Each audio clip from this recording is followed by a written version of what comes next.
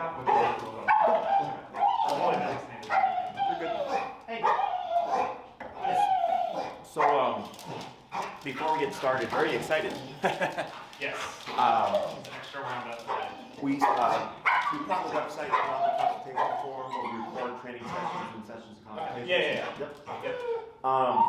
Reactivity, is it? Yeah, and as you can see, he's just like, I mean, he was like this in the car on the way over here. He's usually like this in the car. Sure. When he gets to a new place like this, he's just very Anxious for a lot of this. Yeah. Does he deal with people? Yeah, I mean, I've not seen him have a negative interaction with anybody. Okay. I mean, he's even been, I have a 2-year-old nephew. He was great with him, very gentle, which I was worried about because when he plays with me, he plays pretty rough. Sure. Although he's getting better at it. Okay. And he doesn't, I mean, he's a bit mouthy, but he's getting better at channeling towards his toys. Okay. But yeah, it's just, I mean, he pulls me around like this when I walk. Yeah.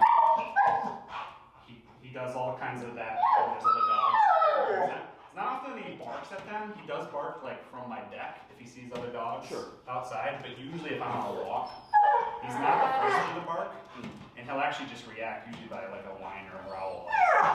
So, Okay. but other than, I mean, like he's great inside. Like he's got him pretty well trained, like in my house.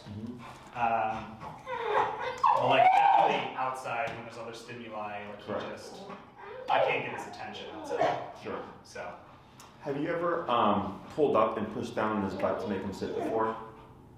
Yes. Okay, so what I have you do is every time he stands up, you're going to pull up on your leash and you're going to push down on his hindquarters. Okay. You're not going to say sit, you're not going to say anything, and you're not going to praise him, you're just going to repeat that process. Okay. So go ahead and you're going to pull up and then push down on his hindquarters. So there you go. And then go ahead and have a seat. And then so every time he gets up, you're just going to do that process. Okay. So, anything else? So yeah, leash reactivity. I've taken him to the dog park one time and he went after a dog. Not like, I don't know. It was hard to tell like if they were going, I mean there was definitely like they were going to fight maybe. I had to pull him off, but I've never seen, he hasn't like gotten into it with another dog because I haven't ever, outside of that one time, I haven't ever given him that opportunity. So yeah, just that leash aggression, dog aggression. Go ahead and pull up and push down here. Yeah. There you go. Good. He is a bit jumpy. Like he doesn't really do personal space well, which is something I want to work on with him because not everybody wants your dog on them, you know? Sure. So like jumping on gas or jumping on you or. Yeah, I mean he's a lap dog. He loves to just cuddle, but he needs to understand that like it needs to be an invite. Sure. So. In that one instance, so you only went to dog park once. It went south, right? And then it was like, all right, well I'm not gonna take him there anymore. Right? Not until I like at least got some professional help, I guess. Sure. Does he have any dog friends? Any what? Dog friends? No. Neighbors, friends, and dogs? No. Okay. I picked him up from one tail at a time in July, so been with he's been with me for the better part of 9 months now. Sure. My sister has dogs, but I've kept him away. That would probably be the first thing I introduced him to, but even then, I don't know if I trust myself or trust him enough yet. Sure. Okay. So. Anything else? I can't think of anything off the top of my head. Okay. And how old is he now? They said that he was 2 when I picked him up. I think he was much younger because he still, in my limited understanding, he demonstrates a lot of puppy behavior. He's also gained a fair bit of weight since I got him. Okay. I mean, he could have just been underfed when they found him on the streets. Sure. And he's very stubborn. Yeah, it's okay. You're doing a good job. So I would estimate it would go to, okay, more or less, like give or take a year. Sure. And since you got him, has he always been this stimulated? This what? This stimulated? No, this is actually more heightened states right now, I would say. Okay. He was usually only like this on car rides. Okay. Or like I said, if there was a dog immediately in the area that you could see. Like right now he probably smells other dogs or something, which is why yeah, it's a new environment and stuff. Yep. Good. And you're doing good with you're doing exactly what you're supposed to. Okay. Anything else? No, like I said, I've tried videos on my own, like just watching obedience videos and trying to put it in practice. But I lack the skills to be able to deal with him, at least for what I currently know. So. Okay.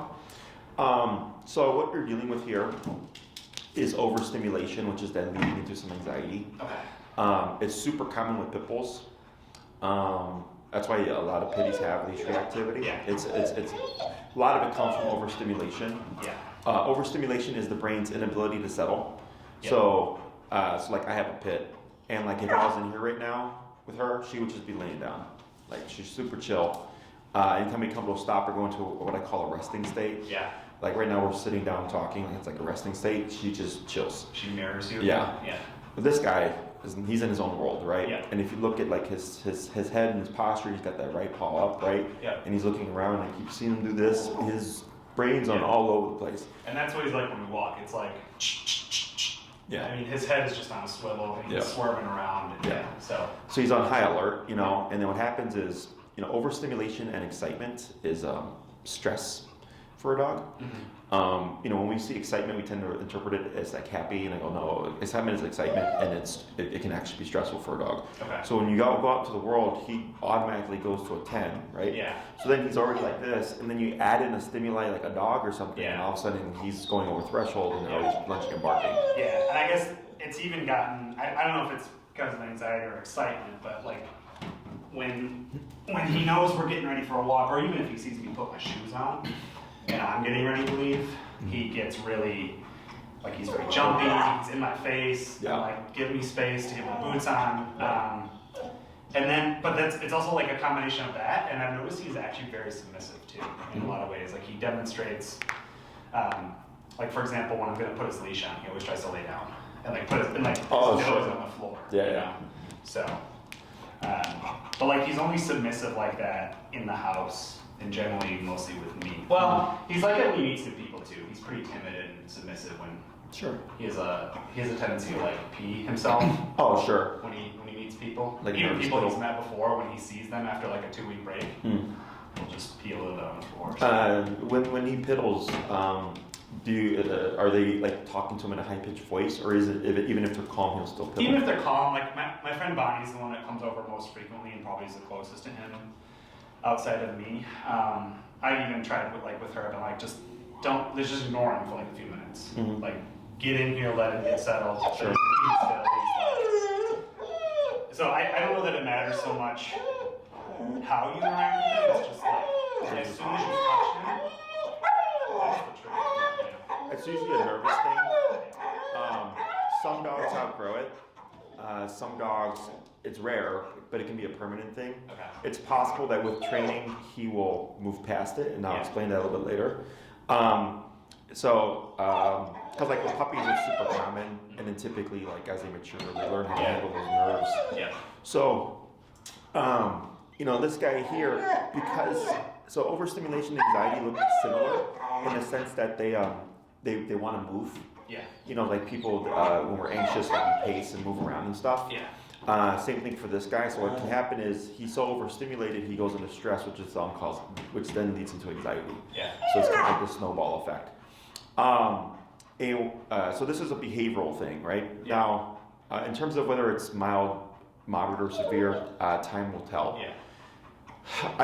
This is one of the most common things that I deal with, because typically overstimulation comes from the lack of boundaries. Okay. And you may say like, well, Jesse, I do have boundaries, and I tell him no and this and that, right? But boundaries for a dog are physical. So like, if he did something to another dog and they didn't like it, they would bite him. Right. And it's not because they're aggressive. That's because that's how they communicate. Right. They use physicality to say, you're not going to do that to me. Good. And for humans, we tend to do like scolding, timeout, redirect with food. Dogs don't do that with each other. So since there is no formal correction or consequence in his mind, he's just constantly on go. Okay. So let me grab a leash real quick so I can settle him a Hey. bit. Yeah, I brought some of my stuff too. Hey, Do you have a slip leash? I have a what? A slip leash? I have a gentle leader. And easy. Okay, I'll be right back. Yeah. Okay.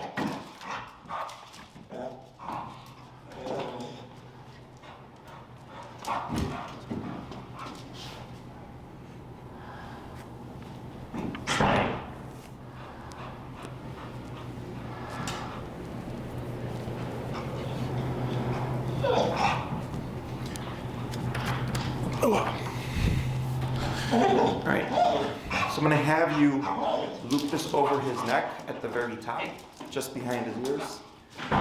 Stay. There you go. Thank you. And then there's a little thing here, you're gonna just slide that down. This thing? Right, now I'm gonna handle him for you, okay? Okay. Do you want me to take this leash You off? can leave it on just in case. Okay. Yeah, there you go. All right, so I'm gonna see here if I can settle him.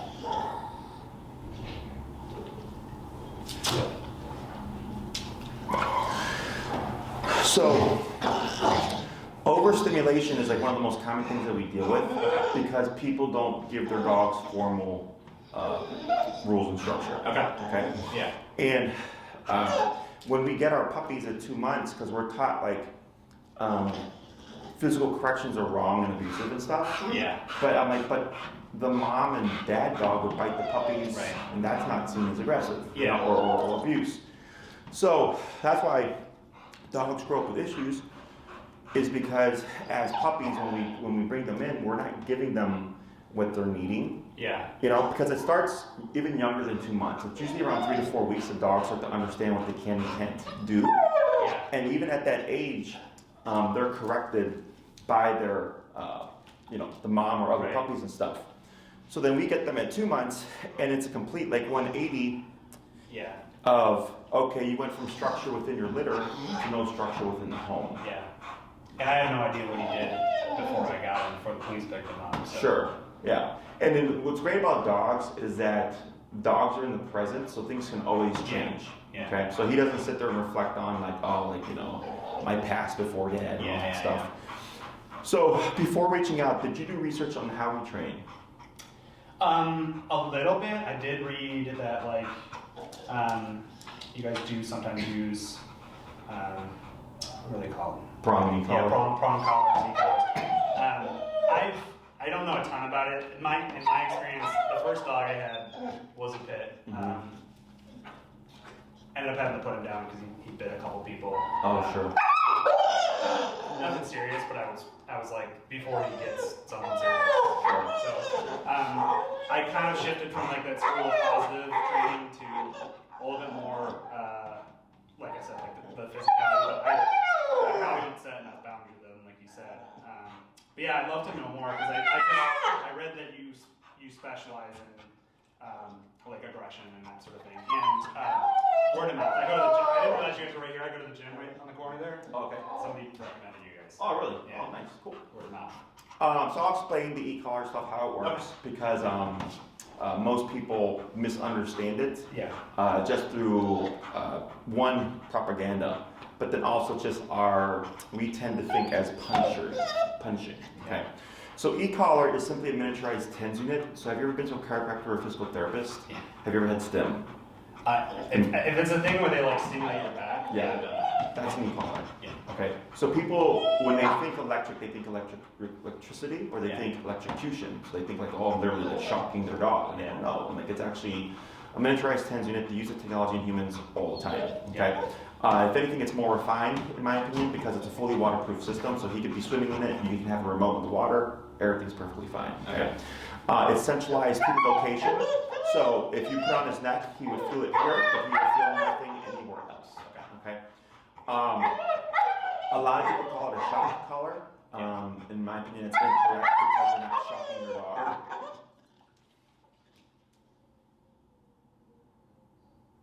I've also seen him just take a hell of a lot of abuse.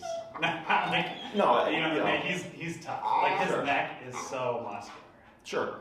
And pits were bred for, fighting and stuff. So their tolerance for discomfort is very high. Yeah. So the word shock comes from a couple of places. One of them is the positive only front to deter you from using that tool. Yeah. You know, they use the word shock and electrocute because they don't want you to do that because honestly, that's terrible, right? Yeah. So there's that.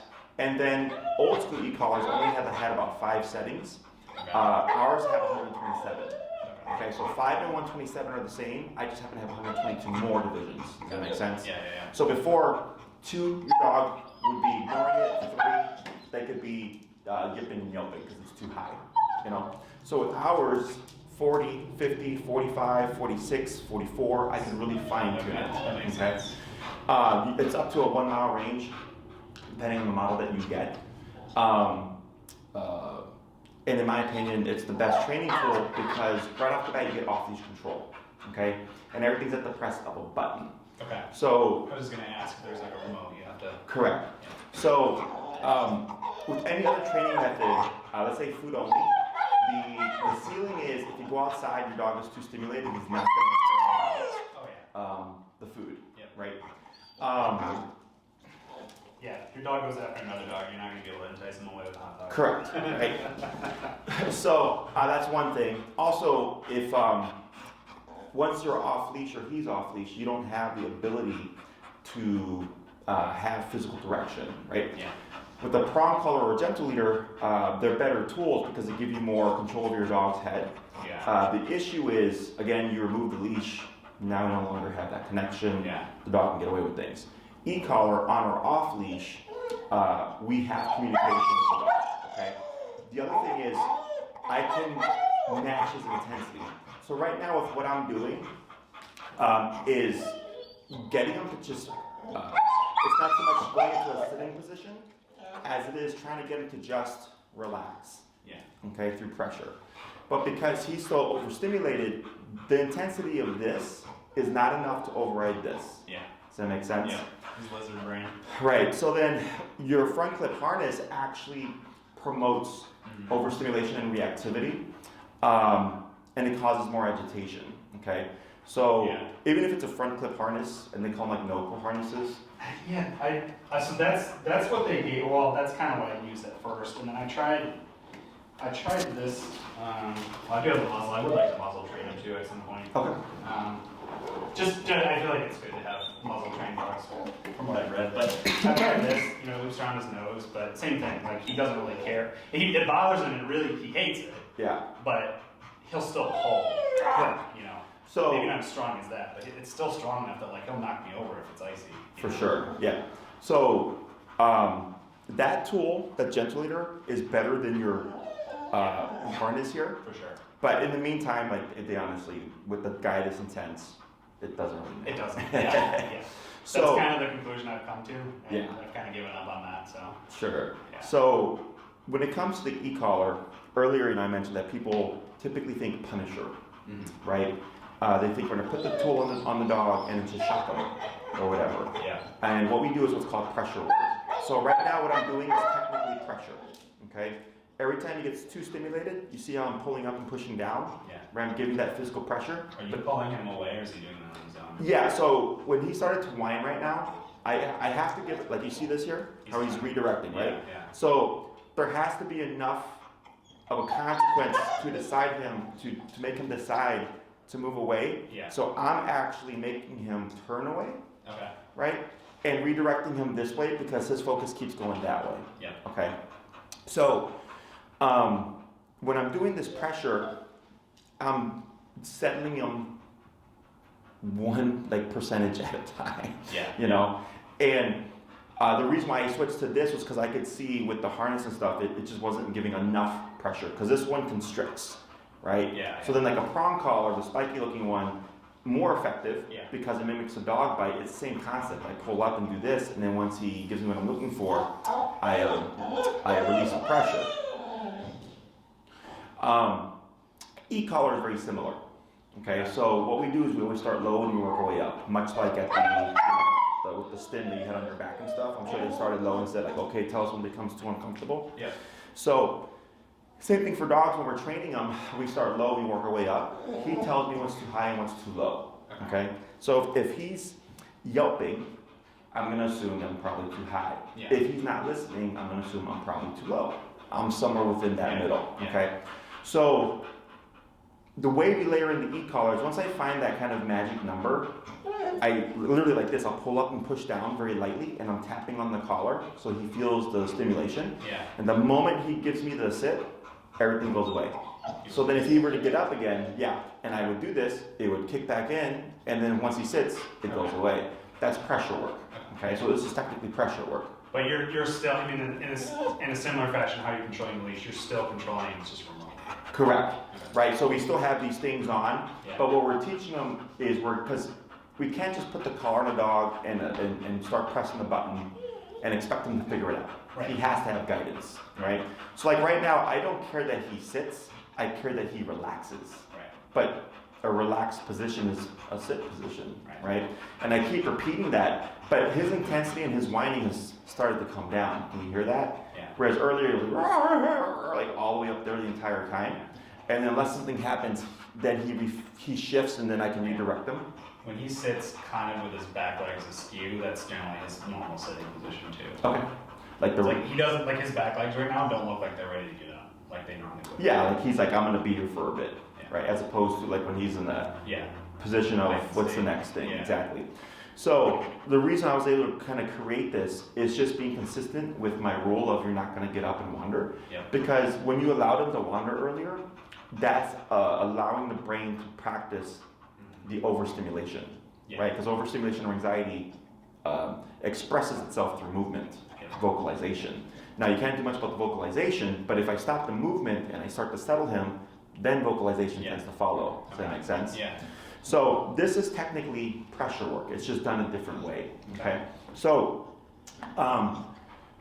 pressure can be relaxing and soothing, okay? So like children on the autistic spectrum, they'll have service dogs that are trained to sit on them when they're having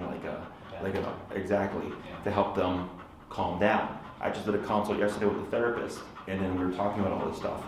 And then she's like, this all makes complete sense to me because, you know, like we do this with humans and stuff. Yeah. Because like now they have those weighted blankets to help people with anxiety sleep, right? So, but when we think about e-collar and the word shock and electricity and whatever, it just creates this notion in your mind of like, how would that help the dog? But it's about how you apply it, okay? So most people would teach a dog how to sit using treats, and then, let's say they're outside and they say sit and the dog doesn't do it, then they go, oh, I'm gonna shock you, right? So that's a punisher. And what I did was, I start low, work my way up, help the dog into figuring out how to turn off the pressure. So the dog thinks, oh, when I feel this, I do this, and it goes away. It becomes a line of communication. Okay. Does that make sense? So how do you mentioned two things. One is like finding his setting, right? Like Goldilocks and Three Bears, not too high, not too low. But then you also kind of just mentioned dialing up something gradually. Does that happen like, so the example you gave of him not offering a sit, would you start low and try again, or? So once we find what we call the working number, we typically are around that range, right? So like the first week, I would give you a very logical and common sense based approach to how to find his number, right? Yeah. Before you start your training. So you kind of start low, you work your way up, you find your setting, let's say it's 30, okay?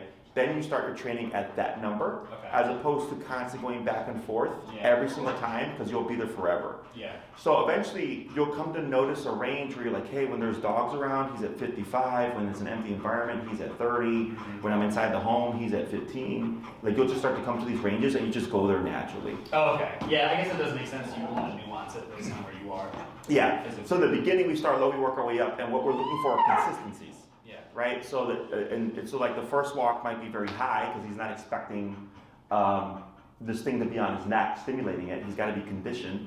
So first class, almost always the number is much higher, and more often than not, the number will dip. Okay, because the dog is conditioned to think like this thing is not going away, and it actually tells me stuff. Yeah. And if I do certain things or stop doing certain things, that pressure will go away. Yeah. And that's what we call conditioning. Yep. Okay, so I like to call it a button. Because the way that we layer it is in a way that dogs know how to communicate. So like, I had a first-time dog owner when she showed up, her dog was kind of like this, like all over the place. We had our first class, and then she was standing still, and he was standing next to her. And after like a few minutes, he started to sniff the ground and wander. And I told her, press the button, and she pressed it, and he stopped sniffing the ground and walked over to her and just sat down, right? And we didn't say a word. And then she's like, oh, that's crazy. Like, how did he know to like stop sniffing? I'm like, because you technically just bit him, saying, don't do that. Yeah. Right? Yeah. So e-collar does two things. It can teach dogs to do things, sit, stay down, come place, heel. Yeah. It can also teach dogs to not do things, like jumping, barking, nipping, chewing. We can correct reactivity. Yeah. So the way that we approach all this stuff, the first thing that we always teach is almost always going to be heel. Good. Okay? Because one, leash pulling is like one of the most common things that people want to address, right? Also, leash reactivity is a very common behavioral issue that kind of stems from the lack of proper leash training, okay? So it's always the first class, almost always, heel, okay? I don't need to touch the dog anymore. I coach you through everything. You do it all yourself, okay? So it's all hands-on for you. So the great thing about that is you're learning everything from the get-go through experience. Yeah. Okay. Plus, it's all tied to you. Yeah. So before, I used to train the dog in front of the owner, and then hand the dog back, and then coach the owner through everything. Yeah. But the problem is if there was difficult parts with the dog, like stubbornness or resistance, I'm the one that worked through it all. Right. So then when the owner got the dog, Yeah. they didn't know how to work that stuff. Yeah. Okay. So now it's all verbal instruction. I coach you through everything, and it's very much just common sense. Yeah. Okay. So first class is heel, and then we want to see what does that resolve. Okay. So then when I see you the second week, I'll ask you how to go. Yeah. And you're like, hey Jesse, man, like his reactivity towards dogs across the street is gone.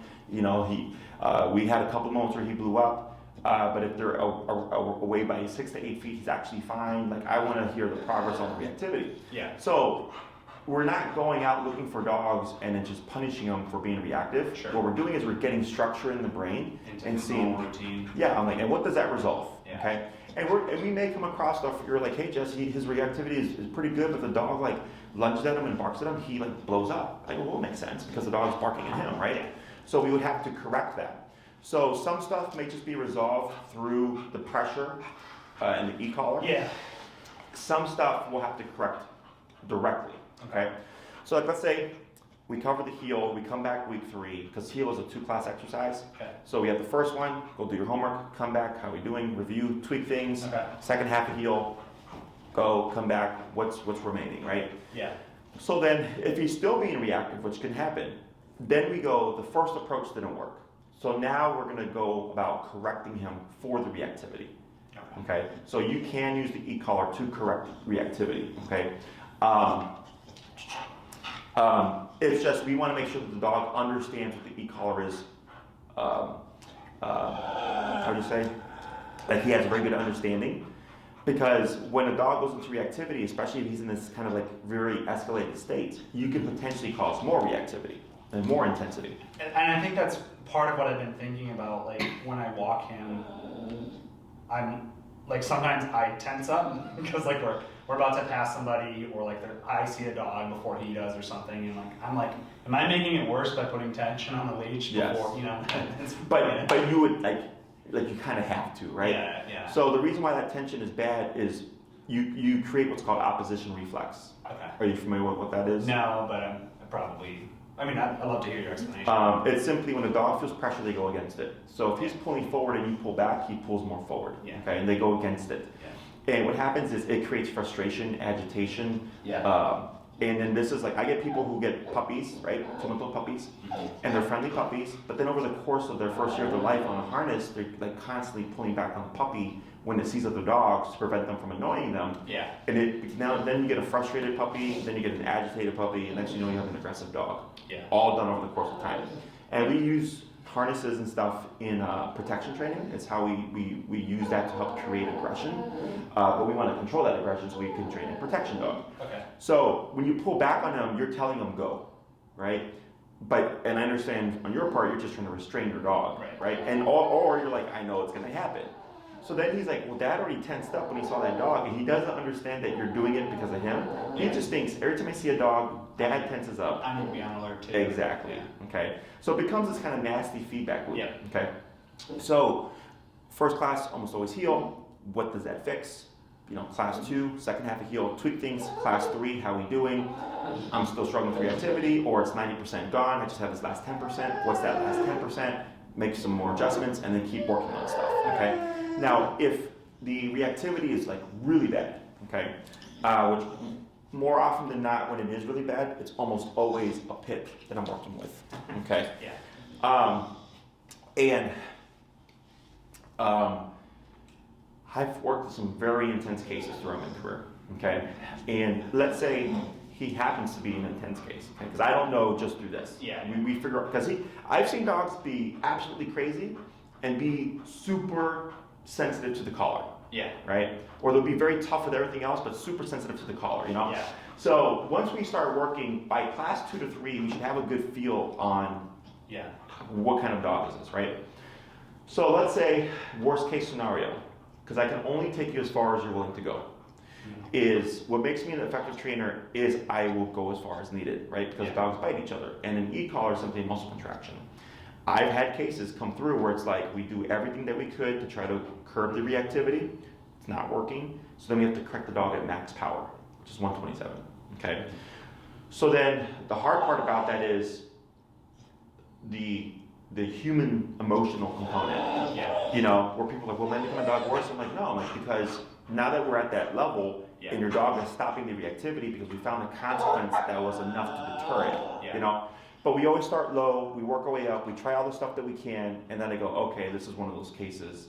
This is what we got to do. That makes sense. I mean, and for him, like, I'm willing to go as far as we need to because, like I said, I've been there. I've had to put a dog down a pit. Sure. And I think I wasn't ready for a pit at the time, was part of it. But even now, I thought I'd be able to train him a little bit on my own, and then I was quickly like, I'm just out of my element with him. Sure. I need somebody to teach me because I'm probably teaching him wrong.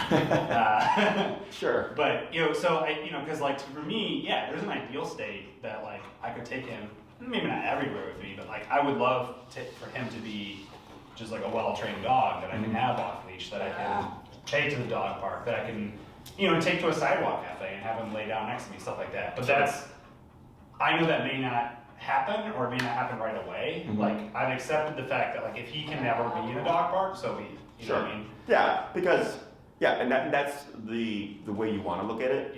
Is my goal is to take you as far as I can. Right, and we try all this stuff. The fact that you already have a muzzle is great. You have a correct muzzle. That looks like a Baskerville muzzle, and that's because that's the one that I would have told you to get. Yeah, perfect. Okay, so that's the exact one that you need. I just want to make sure it's the right size. I don't know. I couldn't tell. Yeah, was it a size 3? It's a 4. It's a 4? Yeah, it looks like the right size.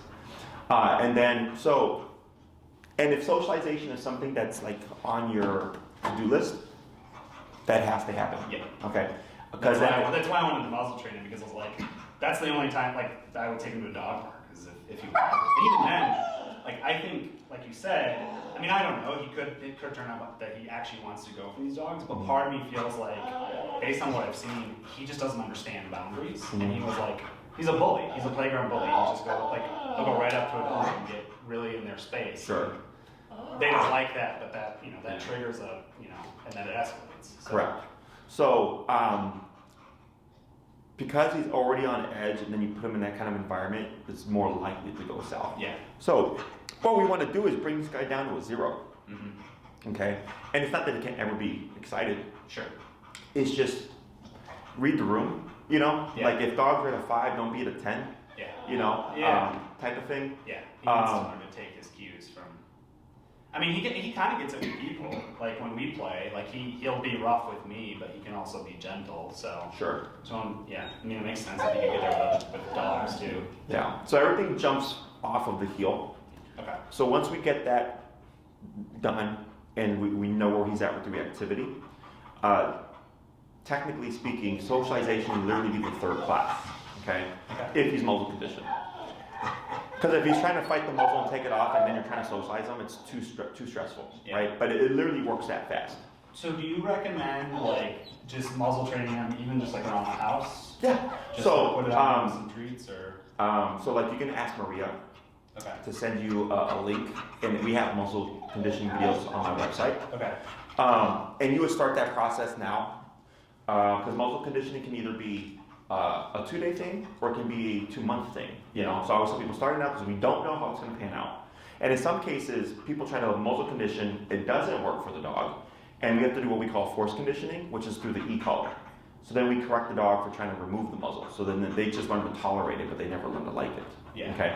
So the reason why that's so important with counter conditioning is because I want them, because we have 3 stressors. We have the e-collar, we have the muzzle, and then we have the dog to be socializing with. Does that make sense? Yeah. So that's 3 stressors all at once. So if we can remove at least one of them, that makes our life a lot easier. Yeah. Okay. So, but yeah, if he's muzzle conditioned and everything's going great with the reactivity and stuff, technically speaking, by the 3rd class, we're already ready to start socializing. Yeah. And I would show you how to socialize them correctly. And that's the thing too. That's why I like after the dog park, I was like, no, I need some professional to like show me what to do because I don't feel comfortable on my own. Yeah. So everything is me teaching you how to do these things, right? How to socialize a dog correctly in a way that they understand and is more natural to them. Yeah. I don't worry about dogs like outside on the walk or anything like that. They're walking by, just random dogs. I wouldn't worry about dog parks either because there's so many variables there. But like friends with dogs, parents with dogs, stuff like that, that's all realistic because they're dogs you would see on a regular basis. Yeah. So I kind of show you how to help him make friends, so to speak. Yeah. Okay? Otherwise, typically a general layout of a program, depending on the length that you do, let's say, because we have 3, 6, 9, and 12-week programs, you're in the 6, 9, and 12 range, okay? Yeah. And that is dictated by how much do you want to achieve. Let's say you did 6. I would do 2 classes on heel, potentially a class on reactivity on its as it's the sole topic, depending on how that progresses. Socialization can be a class, and once you understand how to socialize, it's really just rinse and repeat. And then 5 and 6, I would consider variables. Okay, so I'm really just focused on what's going to help his reactivity, his overstimulation, and allow you to be able to socialize him, right?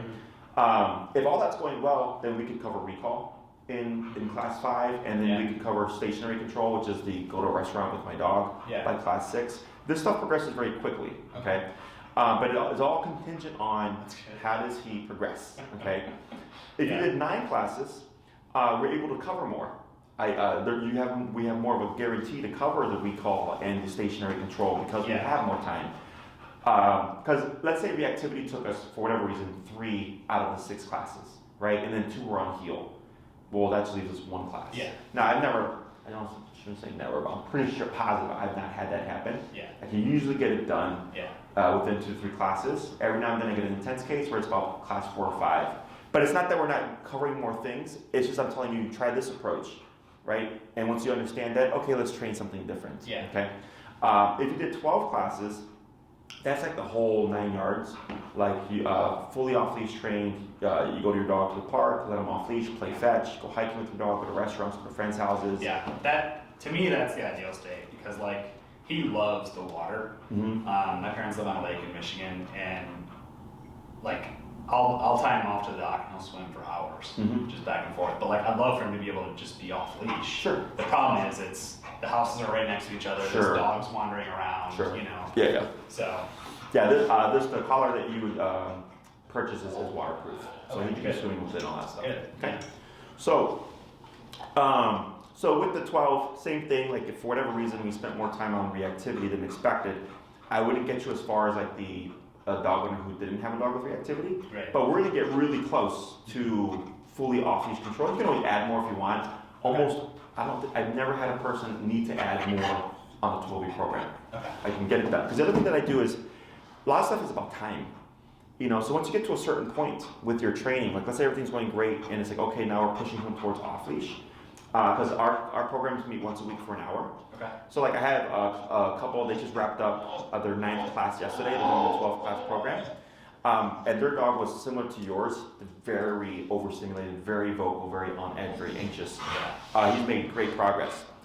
It's just that they had their 9th class, and I told them 10, 11, 12, they would space out because they need time to rinse and repeat and practice to build towards off leash. Sure. Okay. Sure. So with those longer 12-week programs, towards the end, expect that where I would say, okay, because sometimes, you know, when we meet week to week, once you've learned so much stuff, it's like a lot of homework on your plate to try to get done. Well, that's what I was going to say. It almost goes without saying, but I'm gonna have to do the majority of the work outside the sessions. Exactly. Yeah. So it's like I teach you and you build the skills, and then you go off and you just practice throughout your day with him. Yeah. So once you learn how to do the healing exercise, anytime you take him out for a walk to go potty, you're gonna practice and train your healing exercise. Okay. But then once he's trained, you would just employ the heel and then walk your dog. Okay. Question on any of that stuff? No, I think. I guess the one thing that comes to mind, I got it into my head that he needs to communicate with me better. Because he was having a lot more accidents this winter in the house. Mm-hmm. So I wanted to teach him to have a button to tell me when he needs to go out. Mm-hmm. So I got like 8 buttons from Amazon, and he's actually picked it up pretty quick. I have one for treat, one for food, one for outside, and then one for play so far. Mm-hmm. He's gotten pretty good at that. Do you recommend I can that for now? Can it forever. Okay. So the reason why I say that is you don't want him telling you what to do. Okay. Okay? Because some dogs will abuse that, right? Yeah. Or they'll ring the bell just to go outside for the sake of going outside. They don't even have to potty, you know? Because they don't really associate outside potty, they just associate outside, right? Yeah. And I think that's what I'm worried about, because he will, especially if he's really excited, he'll just spam his treat button. Yeah, and that's the other thing, is you got a guy who's got overstimulation issues, and so he's like, I need stimulation, boom, stimulation, boom, right? So that's how that also works against you.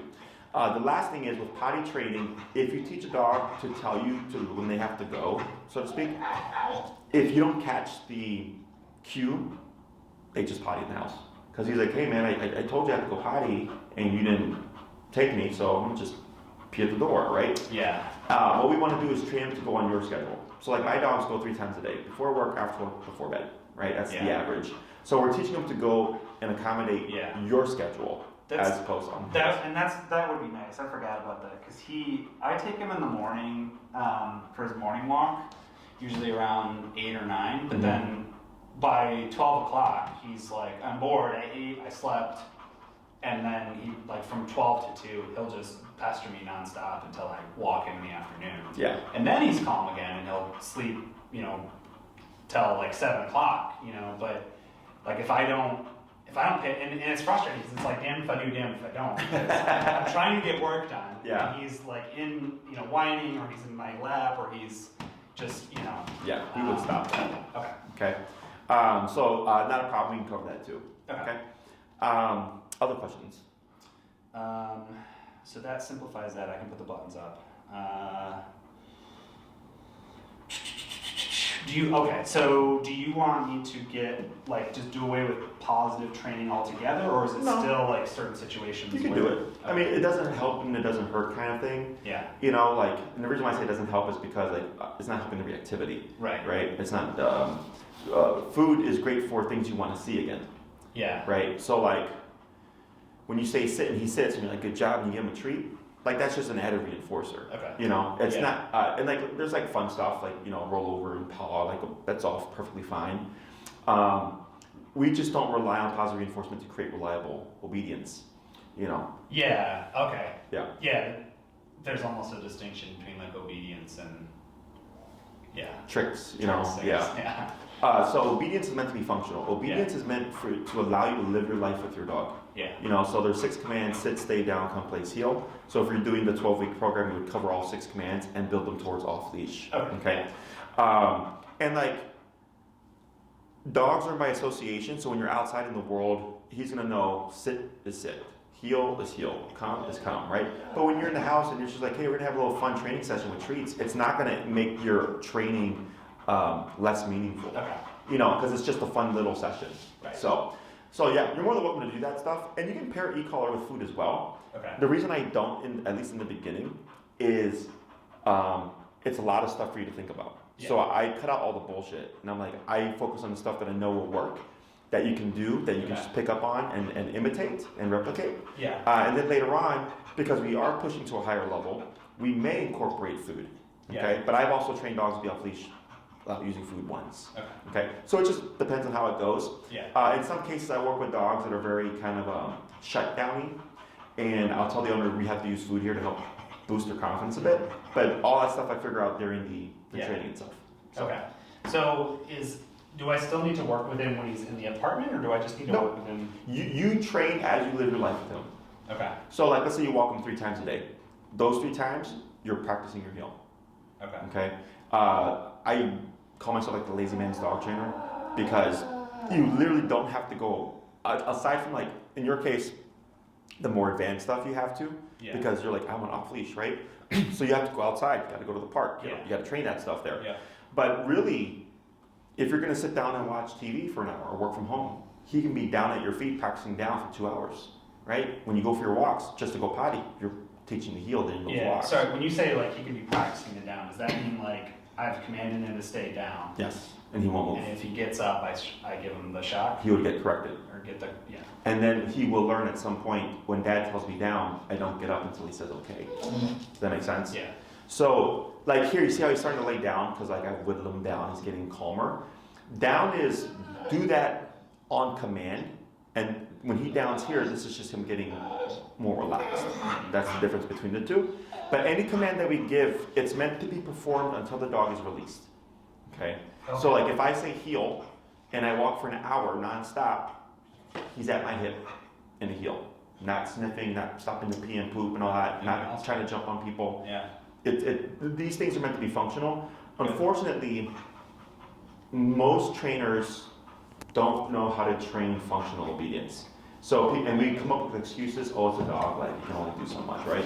Have you seen, I mean, dogs can be trained to do some crazy ass shit, you know? Yeah, and that's what I want. Like, I want a very obedient dog. I'm just way out of my wheelhouse, you know? Yeah, the biggest problem here is the behavioral aspect. Because until you cut that out, the obedience doesn't matter, you know? So, and when we do the training, it's not the obedience that's helping him, it's the physicality from the e-collar. Yeah. It's the pressure, it's the consequence that's helping him learn how to settle. Okay. So one of the most common questions that I get is, when does the e-collar go away? In my book, it does it when you need it. Okay, so that means when you go on your walks with him, right, or if he's going to be off leash at the park or anything, you have the collar on. Now, if you've done the training and you follow through with everything that I taught you, you're not always using it. Right. It's simply just there in case something happens, you know? Yeah. So, people... Does he wear it 24/7 then, essentially, at first? Nope. No? Only when you use it. Okay. So like in the beginning, because you're just going to use it for your walks, that's the only time you really put it on him. I mean, you could put it on him to expose him to it, to get him used to it faster, but otherwise you're really just putting it on when you're going to need it. Let's say in the house you start to find that he relaxes more and all that stuff, and he's not being needy and everything, he doesn't need it in the house then. But let's say when a friend comes over, he gets super excited, you have to control that excitement. Yeah. You would have the collar on. Yeah. So it's very context-based. Yeah. I mean, I like, you know, my parent, I think my mom likes dogs, my dad, I think, tolerates them, but like, I just want him to get to a point where like he understands, like, he's gotta give space, he can't just... Correct. You know. And there's some stuff that the dog will learn to default without the collar. Yeah. Most of that stuff is within the home, within the norm. Okay. You know, because he spends most of his time there. But outside, there's a lot of stuff you can't account for, a lot of stimuli, which is why you end up needing that tool in those settings. Yeah. I like to call it like a cop on a collar. So like humans, one of the most common things is we don't go the speed limit on the expressway, right? But then we see a squad car and everybody slows down. Right, hit the brakes. Yes. So, because people always ask like, well, why don't, you know, if the training's so good, why do I need the collar? I'm like, because it's opportunistic behavior. If the collar's not present, he's going to know he can push the boundaries, much like a human can push the boundaries if there's no cop present. Right. You know, so, but it's not that, again, that you're always using it. It's just present in case something happens, or he forgot, you know, or, you know, he made a mistake. All right, well, I have the tool to reinforce it within the moment. So it's nothing good or bad, it's just the way it is. Yeah. Other questions? So do you have to sign up for like the 6, 9, or 12 session, or do you kind of like start and just kind of see as things go? So you could do 6 and then 6, but you would pay more money. Okay, so your programs are geared differently based on the... Correct. So like, let's say, I believe a 6-week program is 1,000 flat, right? So if you did 6, you're like, oh shit, this actually worked. I want to do another 6, right? You would pay another 1,000, so that's now 2,000, right? Okay. If you commit to 12 up front, it's $1,725. Okay. So you get a discount. Yeah. Per class if you do them, if you commit up front. Because it makes booking my calendar easier. Yeah. Because it is a recurring time for most, unless you have like a rotating schedule that you can also, how to say, accommodate. But most people are recurring time. Okay? So you said an hour a week, every week. Correct. At least at first. For the, if you do it, and then plus the way I structure the program is different depending on the length of time. Yeah. So if I see you come in with 6, it's going to be very different than if you did 12. The layout of it. Yeah. Okay. Because if I'm going, oh, you wanted 6, that's me thinking I want the bare bones to solve the problem first. Yeah. And then we see what we can do. But if you do 12 or 9, I go, okay, we have a longer time, so I'm going to structure it differently. Yeah. Okay. That makes sense. Yeah. So there's also that factor as well. And I'm assuming they're individual sessions. I'm sorry? They're individual sessions, or is it group sessions with a Individual. Okay. It's just we don't do any kind of group training. It's all one-on-one. Yeah. Okay. So it's me, you, and your dog. Okay. Great. And anyone who's going to reinforce the training, a friend, a relative, is more than welcome to join. I'm more than happy to teach anybody else who you would want to learn how to handle them. That's a good point. My friend Bonnie was like, I want to come, but I also don't know if it's weird. The more people in his life that are on the same page, the better he's going to do. Okay, and it's not extra money. You've paid for my time. I just show up and then I teach who's there, and I of course prioritize like you because you'd be like probably the primary handler, but I would also give her time to make sure she's got a good understanding. But this way, I'm not cutting things short. Yeah. You know. Yeah, that makes sense. Other questions? Is all sessions are here? I know there's like a premium upcharge if you go to like in home. Correct. But are there any of them like in a park or anything like that, or are they all here? So a couple of things that we do is once spring and summer rolls around, we actually train out of Oz Park. Okay, which is in Lincoln Park. It's on Larrabee and Lincoln. I have to look that up. Okay. It's like literally a 10-minute drive southeast of here. Okay. It's the busiest park in Chicago. We're in the middle of everything. Okay, bikers, rollerbladers, strollers, dogs, people, tennis games, baseball games. Like it's busy. Okay, so people like it because we're there in the real world, right? Yeah. Training. However, it doesn't matter if you train here within our facility space. This is a 13,000 square foot space. The training still transfers, okay? So what some clients do is they'll have the training here, and then if they need a class at home, they just do that one class at home. Yeah. So the only benefit to having in-home training is if there are behaviors within the home that only happen within the home, that what I'm explaining with how to correct it isn't transferring well. Does that make sense? Yeah. Yeah, but otherwise, so during the wintertime and obviously during this kind of weather when it's cold, we train indoors. Yeah. You, of course, will be training whenever you walk them and stuff. But if it's like, I would actually like to take advantage of that outside training, you can just wait till the spring or whatever. And you can pre-book your time so you have it, because my spring and summer gets crazy. Yeah, well, especially like, so like would that help if we did, because I'll definitely do the 12-week. Would that help to have the like recall classes out there, or does it not matter in your opinion? Yeah, no, out there, yes. So at that stage in training, when you're doing 12 and we're in classes 10 to 12 or whatever, we wouldn't have them here. We'd be at a park. Okay. Because it'd be, not that we can't have them here, but you would get more value out of the class. So like the couple that I saw yesterday that are that did their 9th class, they're coming back spring, summer at Oz Park so that they can get the training outside because we did everything inside due to the weather. Okay. Yeah. So, so most of our training, unless it's like raining really bad or something, we'll relocate here so my calendar doesn't get backed up. But otherwise, once the spring rolls around, it's nice weather, we train out of Oz Park. Okay.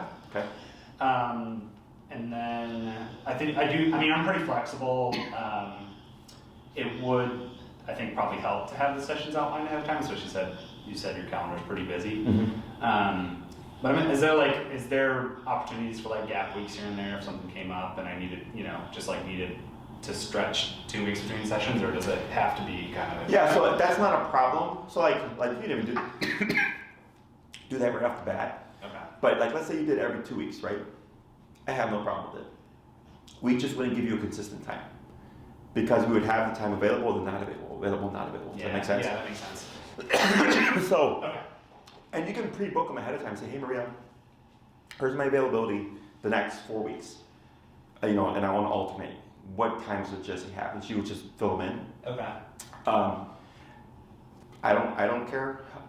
It's easier when it's back to back because if in the beginning if we're working on reactivity and I'm not seeing you for a couple of weeks and you're kind of struggling with that. Yeah. But I mean, as long as we know ahead of time, we can pretty much accommodate stuff. Okay.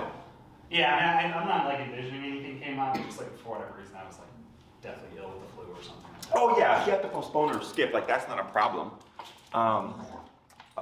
It happens to everybody. But I was thinking if you wanted like on a regular basis, kind of doing every 2 weeks, then I was like, oh, then you would get a consistent time. Yeah. No, it was more like, I think more just thinking like if I wanted to space them out towards the end. Oh yeah. And with fair weather, and like if I went on vacation or something like that.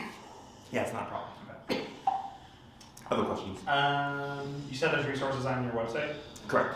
So if you go to my website and you see the FAQ section, just put the arrow over the FAQ and you'll see training resources and stuff like that. Okay. Click on that and it's got like how to muzzle condition and everything. Okay. I think I have anything else. Is there anything I haven't asked that I should? No. The main thing is always when does the collar go away, Yeah. which sorry, like I got a tickle in my throat. I've been there, it sucks. Other questions?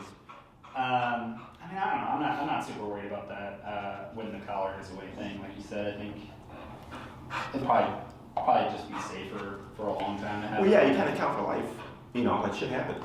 Yeah. So, like I've had clients be at the park and like an off-leash dog charges their dog. Yeah. And they're off, like let's say you pick the corner of the park and you're like playing fetch with them or something, right? And someone's like, oh, look at that guy playing fetch with his dog. Let me join them too. And it's like, but he's over there because he wants to play fetch with his dog by himself. Like people misread the situation.